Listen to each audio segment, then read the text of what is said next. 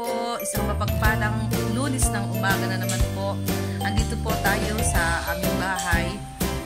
Igagala ko kayo sa aking mga halaman. At sana po ay magustuhan niyo po yung aking papakita sa inyo ngayon. Bago po yung lahat, sabi po sa Romans 8:31, if God is for us, no one can be against us. Tara po, igagala ko kayo, mag-backyard tour tayo ngayon. Since di pa po ako makapagbukas ng aking souvenir shop,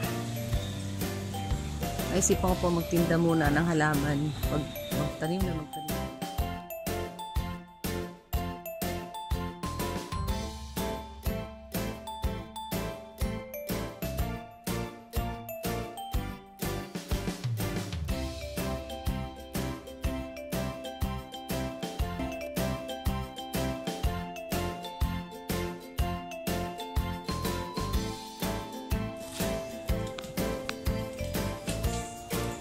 Ito po, malaki na din.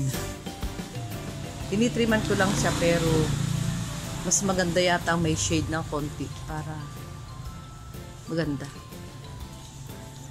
Ito yung aking fortune plant. Madami po yan. Ibang kulay po yan. Nag-neon green din siya.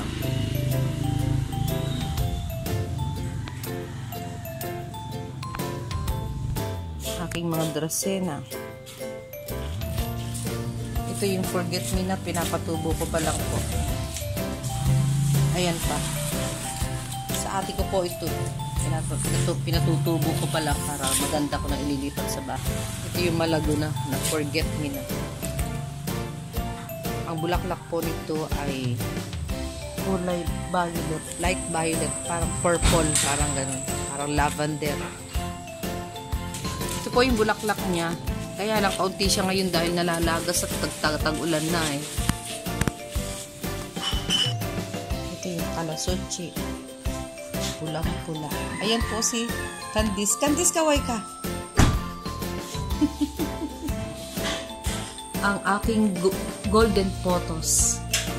Napakaganda po. Pinutol na po namin ito dahil gumagapang na siya dito sa baba. Ito, mas maganda na siya ngayon.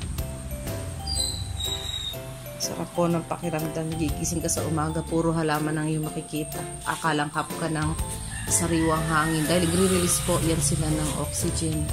Ayan, lalo na po itong mga snake plant. Pakalaking bagay daw po. Na mayroon kang ganito sa bahay. Malakas daw sila mag-release ng oxygen.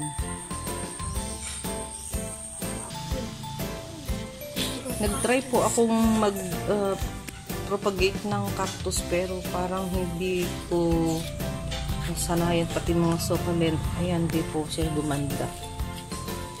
Kaya hindi na po ako bumili ng dagdag. Ayan lang po. Ito naman po yung aking mga dwarf prayer plant. Ito siya, maganda siyang pang office table. Marami na pong bumili nito. Ang office table po. Ayan po, aking Monstera adansonii. Ayan, konti pa rin dahon niya pero at least nakikita kong buhay na siya. Ito, may pasupang po na isa. Buhay na po yan.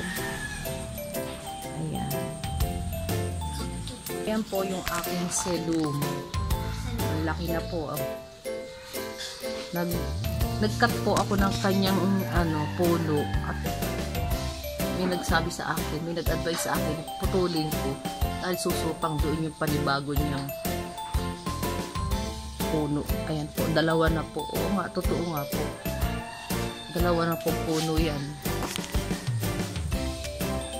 Dito po, parang family siya ng yucca. Makatuwa dahil meron po siyang kulay red sa gilid. Galing po ito sa aking isang kaibigan. Hi, Ate Daisy.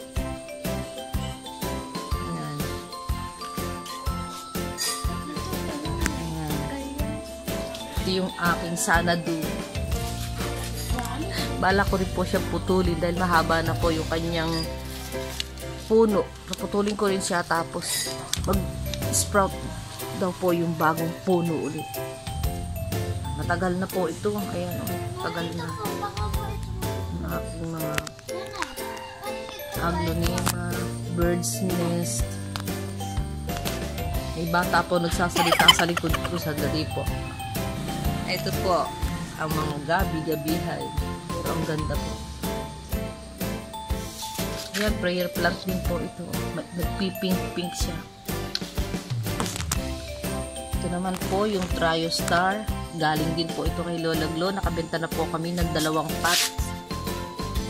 Dinala pa po sa Pampanga yung isa. Dinala sa Maynila yung isa. Ang ganda po niya. Kaya siya tinawag na Trio Star. May green, may red, may maroon, may white pa. Hindi lang yata Trio Star ay. Ay. Ganda po. Po, isang klase rin ng aglonema. And this is peace lily. Variegated peace lily. Ayan po, may puti po siya sa dahon. What po is my shell? Yun lamang po para sa araw na ito. Gandang umaga po. Huwag po kayo magsawa mag-subscribe sa aking YouTube channel. Salamat po sa Panginoon sa magandang araw kahit po maulan. Blessing yan sa mga hayop at halaman. To God be the glory. Ayan. Nabili na yung aking mga marble photos.